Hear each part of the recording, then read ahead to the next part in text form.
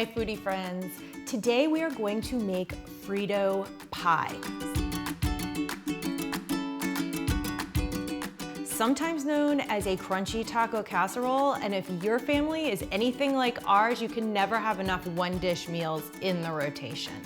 The base of a Frito pie isn't actually Fritos, it is ground beef.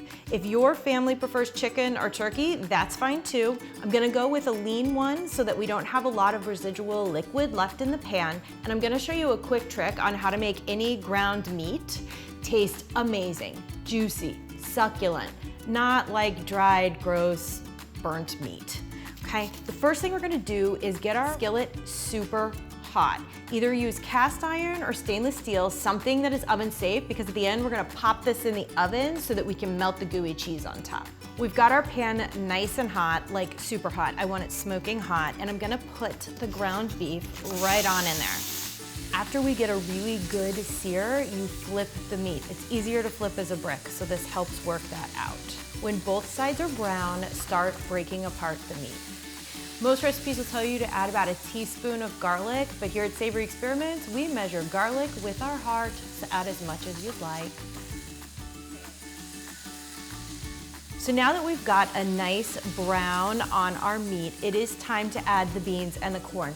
About a cup of each, but again, this is a very forgiving recipe, so if you don't have a whole cup or you want more, or maybe your family doesn't enjoy beans, you can just leave those out. Mix it in with the ground beef. Keep the heat on low. You want it to be hot enough that it's heating all the way through, but not so hot that it's cooking. The next ingredient we're gonna add is chili sauce. I use Heinz. This is like a kicked up ketchup. It's not super spicy, it's a little bit sweet, but it definitely has a little bit of tang and zest. 3/4 of a cup, although as you can see here, I'm just eyeballing it. Probably a little bit more than what I expected there, but it's okay, like a saucy taco casserole. And salsa. I usually go for a thick and chunky versus a more watery and restaurant style, just so that the whole casserole sticks together best. Go ahead and mix all of that up, heating it as we go. It'll be about 5 minutes. We'll let all the flavors marry together and heat all the way through. The last thing we're gonna add is 2 tablespoons of taco seasoning. You can make your own at home, adjust the salt, adjust the heat, or buy a packet, just a 1-ounce packet is plenty. Mix all that in there so that all of the spices are evenly distributed. Frito pie would not be Frito pie without Fritos. Don't tell Fritos this, but you can also use any kind of nacho chip you want. Corn chips do best. You can use Cool Ranch, you can use spicy, flaming, nacho cheese, whatever flavor your family enjoys. Go ahead and just toss them on there. And last, cheese. I like using cheddar, but of course a nice pepper jack, something that's a habanero laced cheese would be really good if your family likes it spicy. It's gonna give it that sweet, spicy, salty, savory dish elements.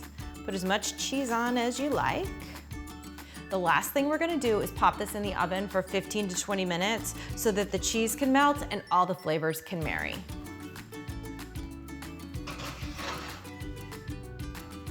Nice, gooey, melty cheese. The last thing we'll do is top it. Whatever toppings you'd put on your taco is what you're gonna put on your Frito pie. For me, that means fresh cilantro, a couple of slices of fresh jalapeno, I like a little bit of heat, crunchy scallions, and sour cream. Healthy dollop of sour cream. And avocados, I almost forgot my avocados. A couple slices there, and ta-da!